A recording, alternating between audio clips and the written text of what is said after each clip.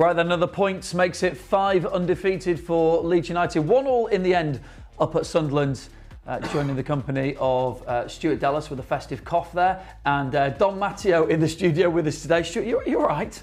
Yeah, I'm good, yeah. Just making sure. Okay, yeah. In the end, a good point on the road? Yeah, I think probably a bit like the Brentford game, to be honest. A good point, but probably a bit frustrated that we couldn't capitalise on that 20 to 25 minutes we had in the second half, that we were well on top. But yeah, a good point against a team that's unbeaten at home, and it just keeps the momentum going, keeps the unbeaten run going, and it builds confidence. And also, Dom, you can see the players obviously showing their appreciation for the travelling fans, as always, superb.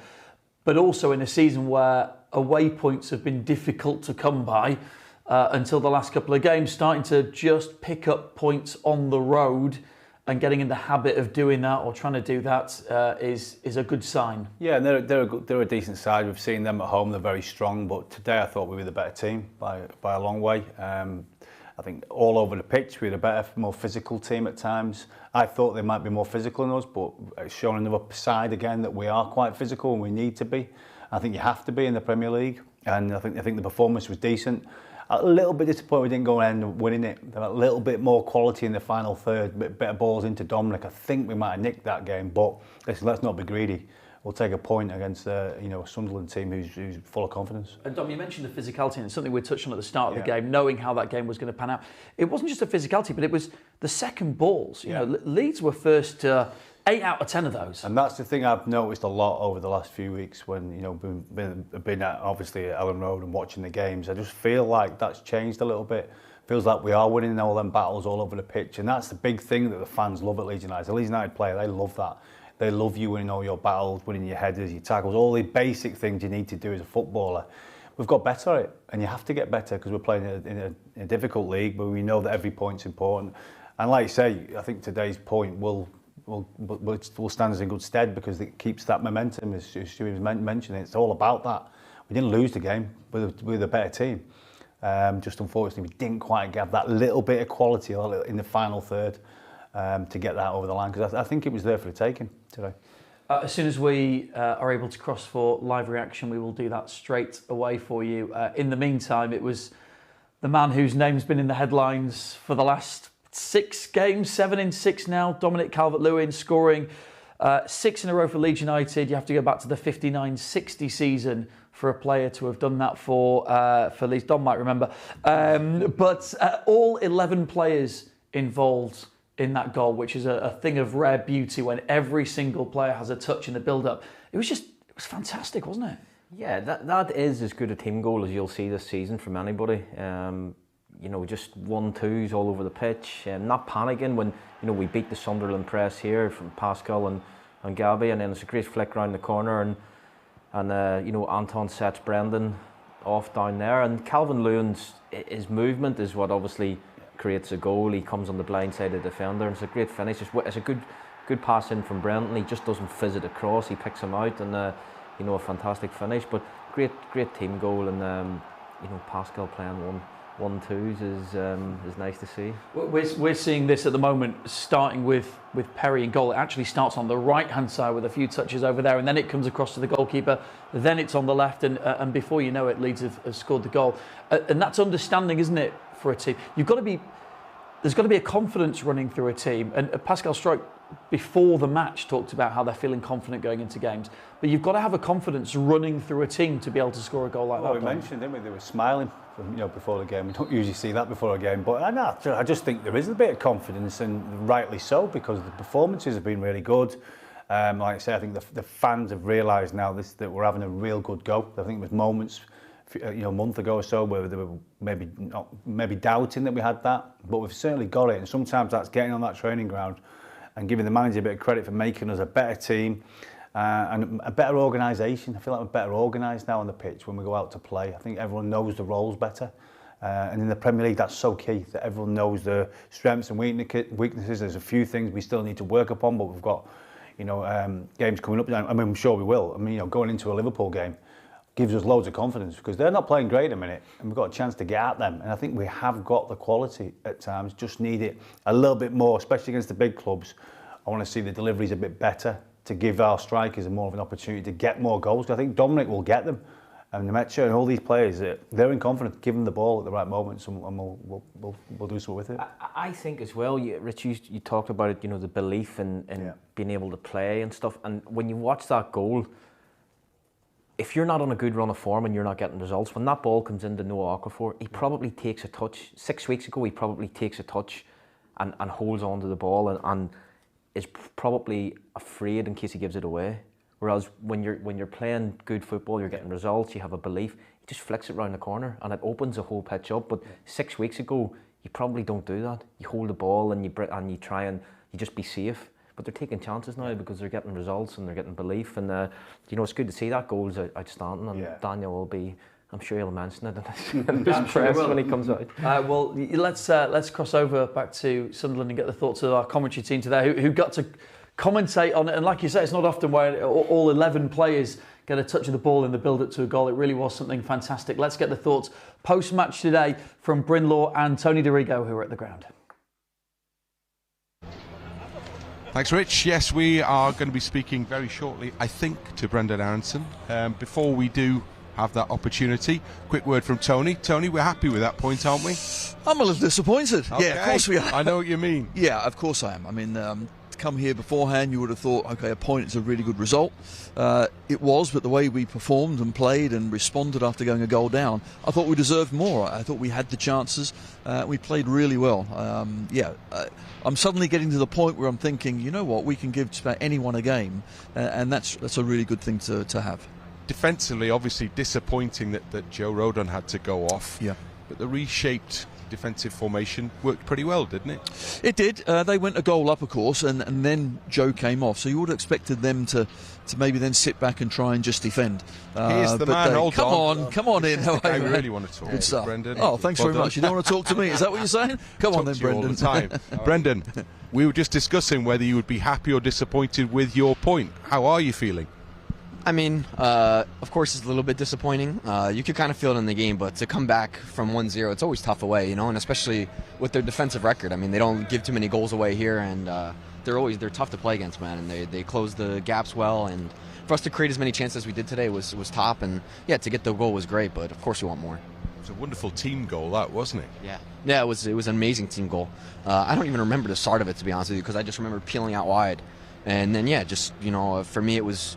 I've always trying to be more direct, and because I'm playing the winger position a little bit more, I'm not normally a direct player like that. I want to be in between the lines and stuff like that, but I've been working on it, and it's happy to see that's paid off. Yeah, I think certainly today was a great team performance, and we pushed them on the back foot, and we had a load more chances than them. So after going a goal down, the response, the togetherness looks really strong. Yeah, for sure. I mean, I think the coach does a great job of, we laying into us when we need to be laid into, because I think, of course, he's a great coach, he's a great guy. He doesn't he's not laid back in a way, but when he's angry, that we all know, and that's the good thing about it, and it's a good relationship in that way. So I think it's good for us. Is it important that there's another game there unbeaten, that this run gets extended a little further? 100%. I think rhythm's a huge thing and momentum's a huge thing in this league. I mean, look at Aston Villa. They've gone 10, 11 games now with a win. And same with some other teams. When you get momentum in this league, I think Fulham, 9 points in a row, or 3 wins in a row. You just pull away from everybody. So I think keeping the momentum's huge for us, so we got to keep this going. And listen, it's going to be a tough away game in Liverpool, but we're up for it, and we've done great away from home in recent times, and we got to keep doing it. Looking forward to it. Absolutely. We are looking forward to it. Well done, Brendan. Well played. Well played again. Thank you. Good stuff, mate. Thank you.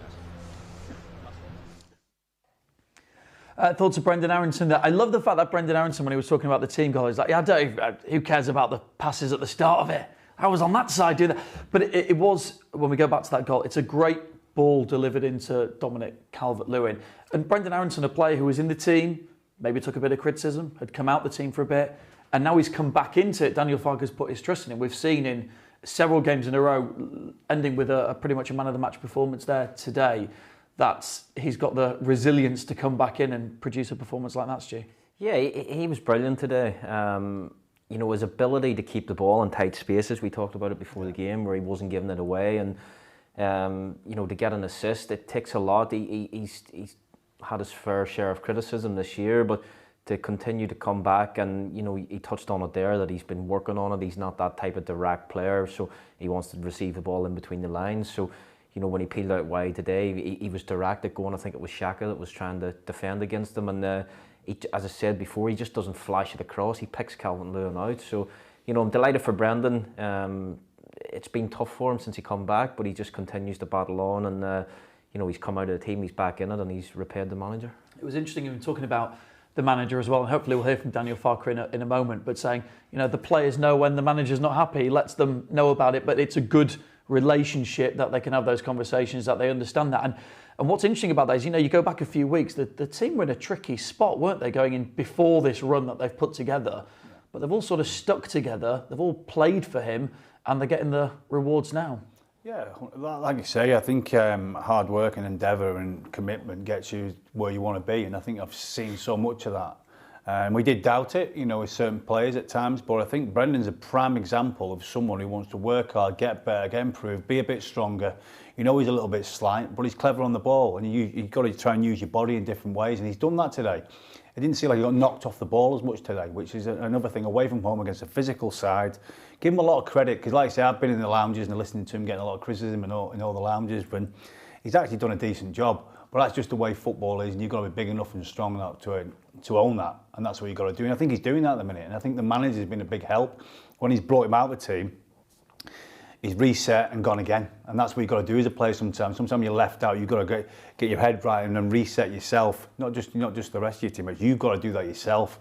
And I've seen that with him today, and long may that continue. He keeps playing like that, you know, the improvement will come again. I think with Brenton as well, you probably, as a fan looking in, you probably don't realise what he brings to the team. Correct. And I think back to myself, now I'm a totally different player from Brendan, but you know, for years here before Marcelo came in, I got criticism for playing, but players voted me their player of the year because I brought something to the team that maybe the fans didn't see, but players recognised. So I think Brendan's a little bit like that as well. He brings a lot to the team, and the people, as Tom, you're saying, he receives criticism from fans. So you know, as football people, we understand it a wee bit better, and he's done really well. You'll never hear a better humble brag than that one from Stuart Dallas about the players voting for him as player of the season. 3 times. Nice.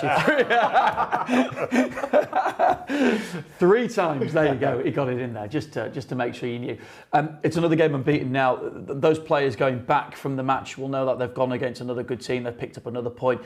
They'll be looking at the table. We're all looking at the table. 7 points now is the gap. This is what could hopefully prove to be a crucial run of form that has actually developed a proper gap now, a bit of a buffer there between us and those teams that are bang in danger. Well, I think at this point of the season, you know, a couple of games ago, these are the times where you want to pick up points, you know, because you've got a lot of games coming in. You know, we've got another game coming up pretty, you know, shortly, and I think sometimes, because we haven't made too many changes and we haven't had too many injuries, obviously hope Joe's not too bad, but our squad's been pretty the same. You know, we made a couple of changes at the right moments to do things differently, but I think when you're playing well, you don't want to make too many changes, and it's tough for the players who aren't getting the chances, but they have to accept that because the team is playing much better than what we have been doing. And that's because change of systems when we've had to, and we've changed it back to a 4. We've made better calls, and like you say, we've got to give the manager a bit of credit on that, because he has not criticism from us, because we understand it as ex-players that you know, you have to make changes at the right moments, and I think he's doing that as well now. So I think there's a lot to look forward to with this team, and when you've got a striker scoring goals, it helps massively. And like you say, at the moment, just keep giving him the ball in the right areas, and I tell you what, you'll see what happens with him, because he's a confidence player as well, like we all are. If you've got confidence, things become just a little bit easier. Yeah, he'll definitely want to score one against Liverpool in the next game. That's for sure. As a former Evertonian, there was a period of the game after that goal where you thought Leeds are going to go on here and we're going to take all 3 points. And Brendan kind of alluded to it there. That there's a little bit of disappointment, as well as happy to take the point that there were maybe opportunities. Let's just take a look at a few of those chances, because Leeds were on top for large swathes of that second half, Stu, and you know, Jaden Bogle an opportunity, Altanaka, Ethan Ampadu as well, but this one here, Bogle coming in at the back stick, you're looking at it, you got your hands on your face there, Stu. I just think, and Dom, you mentioned it off air, it just bounces just before him, and it's a huge opportunity. It's a really, really big opportunity to go 2-1 up straight after you've scored, and you know, Calvert-Lewin's obviously a little bit away from it as well, but yeah, we created a lot of good chances. This one here, you know, can Pascal He does well. Again, Brendan picking the right pass, Tanaka coming in just off balance a little bit, but we really felt at this time that we were building momentum and we were going to go and get a second goal, but it just wasn't to be. I think sometimes when you look at the numbers we've got in the box, this wasn't happening a month or two ago. We're getting lots of players in the box here. And look at it here. If you look at the map there's so many of our players in the right areas when the ball's getting delivered. And again, a bit more luck and a better pass than, obviously it's a good save, but a nice height maybe for the goalkeeper. But yeah, some really good signs from at the moment with the performance all over the pitch. Yeah, Ethan Ampinson thought, hang on, he's waited a while for a Premier League goal. Is there another one coming in? He had a second chance as well. This one here, isn't it? That the goalkeeper straight at him, but again, it's another shot. Numbers again in the box. Yeah, I actually think this. I'm not being critical of the substitutions, but I almost think that they took a little bit of sting out of the game. I felt we were really on top, and obviously the manager has to make decisions and he has to make changes. And in recent weeks, them changes have had an impact. But just today, I felt Okafor was having a decent game. He was lively, he was creating things, and you know, the changes maybe disrupted it a little bit. Is that a fitness thing? I mean, Okafor said himself he doesn't quite feel like he's up to 100% there. That actually at that stage of the game, it's fresh legs, and sometimes fresh legs can go and make an impact. Sometimes, presumably, it's quite hard to get into a game like that. It is, yeah. Listen, it's easy now in hindsight to say things. It's the manager gets paid big money to make these decisions, and they've worked in recent weeks, and it just didn't happen today. But yeah, Okafor, he very rarely finishes a game, does he? I mean, you've got to be fit at this stage of the season. I totally agree. Yeah, but I think we've got players that can come on. But I think you're right what you said. I think that maybe today we didn't go out and get that right. Yeah. You know what I mean? We could have maybe went and won that game. I think they were a bit, not upset because the performance was good, but I just think they were there for the taking today. I really do mean that. I thought they were there, and that little bit. I always talk about that little bit of quality in that final third. How many times do we have to say this when we're working in the football world? Is that final third pass is the one that gets you them goals, and a bit more of that today. I think we would have nicked it. Yeah, well, we'll try and get an update, of course, on Joe Rodon as soon as we can hear from Daniel Farke. That is a concern, isn't it, for a player who's been ever present and so integral to everything good that Leeds United have done, and last year and into this season as well.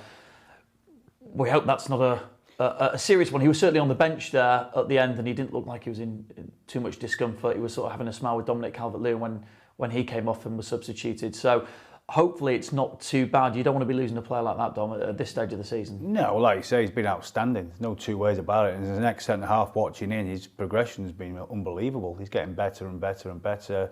Yeah, he's quick, but he also reads the game well. People just say, his pace gets him out of trouble at times, and we always have them conversations, but he reads it as well as anyone out there at the moment. And like you say, having pace is a bonus. So, hopefully it's not too bad. Like you say, he came out on the pitch, so that's always a good sign. So hopefully he'll be back soon. He's probably the one player you don't want to lose because he's integral to that. Yeah. If we do play a 3, you seen when he went off there, the manager was quick to change it straight away till a 4, which to me suggests that he doesn't quite have not the faith, but we don't have the depth in that position to be able to change it. Possibly Ethan can drop in there, and we have midfielders to come in, but the fact that he changed it straight away suggests to me that Joe Rodon's a huge part of being able to play that 3-5-2 or 3-4-3. Well, hopefully it won't be too serious, because the games, you've touched on, Liverpool's around the corner, then it's Manchester United here at Ellen Road, that lunchtime kickoff, then it's away at Newcastle. It's 3 in the space of 8 days that are coming up,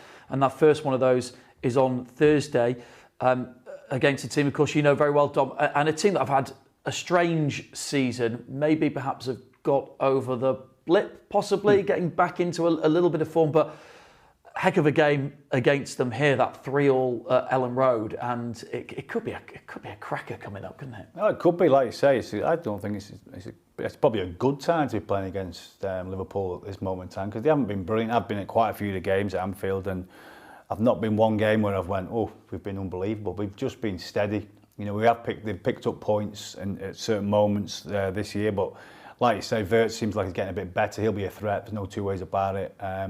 Or Ekatike. But the thing is, I wouldn't be fearing him. I wouldn't be. I think that's the key. You watched the Wolves playing against them yesterday, and Liverpool go 2 up, and you think, they're going to run away with it. And I think if you give it to them, and we've seen when they concede they sort of fall apart at times. So. They've not got the structure right yet. Yeah. You know what I mean? Their team's not quite where it needs to be. So I think there is a big opportunity. Well, certainly what you're saying there. I mean, they certainly look like a team. If you get on top of them, that can be rattled a little bit. Yeah. Like you say, Wolves getting back into that. When we did here, they're 2 up suddenly. You seen them at Spurs last week, was it? They're 2 up, and Spurs score and go down to 9 men, and Liverpool couldn't get the ball off them. And they're there to be got at. On the flip side, the quality they have throughout the team can hurt you, but certainly fear nothing going there. And if we pick up anything, it's a bonus. If we don't, we go again. And then we're probably worth turning our attention as well briefly to the next home game, which is against Manchester United. Lunchtime kickoff here. It's gonna be. It's the fixture that when it comes out, Leeds fans are looking for, and that lot are looking for as well. Let's be honest about it. That could be a heck of a game here and a brilliant occasion at Ellen Road, a place where Leeds have done so well this season and will want to continue that form. Yeah, like you say, I just think it's just one of those games as a player, when you're playing that type of game, it's just a different feeling, because you know you have to try and get a result. And at that point, when I was playing, they were the best team. There was a couple of others, but they were very, very good, and they were tough to play against. And I remember winning at Ellen Road, I think it was 1-0, and it was just that feeling for the fans. The fans want that, don't they? That's the one in it where they just want to beat them and then be a bit noisy about it. But yeah, listen, they're all difficult games, but I think that's the one that always got me. And I think Alex Ferguson was the first to say the atmosphere, the noise, and what happened in that game. I think we kicked off a bit earlier than that. I think we kicked off at like 11:30 or 12 o'clock. I was thinking, wow, just had my breakfast, you know what I mean? But they're always lively, them games. But yeah, they have to be lively. That's what it's all about. This is what the fans pay the money for. They want to hear that kind of passion that both teams have, and we're more passionate than them. Yeah. Stu, are you aware, you're aware as a player, that the matches that the fans are really looking towards and looking forward to, and if they're going to pick one, that you make sure there's a performance and there's a result, that it's going to be that one. As players, you'll know that even players that have come to the club in the summer, that they'll be under no illusion whatsoever that is a huge game. Listen, there's rivalry throughout world football, and certainly when you look at the Premier League and you look at Leeds and Manchester United, this is one of the games that stands out. When I played in a couple of them, at Old Trafford, they give us a couple of heavy doings there, and then back here they beat us as well. But as Dom said, there was a different feel throughout the morning leading up to the week leading up to the game. There's more spotlight on it. The morning of the game, there's you can feel the passion throughout the city. Obviously, we stayed in the hotel before the game, so you could really feel the atmosphere building from then. Obviously, it's a 12:30 kickoff, is it? So I think that's to keep everybody out of the pubs, isn't it, before they come. But certainly, listen, you know what it means to the fans, and you only have to be out around the city in the lead up to the game to understand what it means. And it's huge for both sides. They've had the bragging rights in recent years, but come game day, it's we'd all love to be playing in that game. Yeah, and the truth is, when you look at those fixtures, Liverpool away, Manchester United at home as the next 2 ones, that's why you're looking to get promoted into the Premier League, because those are the games that you want to be playing. And also, the players, and we've seen so many of the players this year who hadn't played in the Premier League, wanting to prove that they are Premier League players, they can play at the top level, and they're showing that, and they'll want to show that in those next 2 games. Yeah, and that's what we're seeing at the moment. We're seeing players doing well playing in the Premier League. Yeah, I mean, people say we haven't signed a lot of players with a lot of experience. I get that, and that's the truth. We haven't got a lot of experience in Premier League. But the more you play in it, the better you should be getting. You should be improving, and that's the gradual thing I'm seeing, is the improvement. The Premier League is a lot quicker. We all know that. But the Championship was hectic as well. So there's all kinds of different ways you've got to play. But you've got to adapt. As a professional footballer playing in the Premier League, if you don't adapt, you won't get in the team. You've got to be able to adapt. And that's maybe taken a little bit to do that. But now it looks like we've settled a bit more. We kind of understand the Premier League and the pace that they play at. And you know that every game, if you're not at it, you're going to get done. So we've got to make sure we're at it every single week. And that's for the players to drive that. Okay, well, Leeds United have got themselves a valuable point on the road. Guys, thank you so much for your company today. It's Don Matteo and Stuart Dallas, who I don't know whether you know, but was voted Players Player of the Year three times. Stuart just definitely wasn't, mate. Definitely wasn't. A valuable point on the road. Calvert-Lewin goes 7 in 6. It's 5 unbeaten and 9 points in the last 5. Things are looking good over this festive period, and will continue, of course, away at Liverpool. We will bring you all the action here on Matchday Live on LUTV.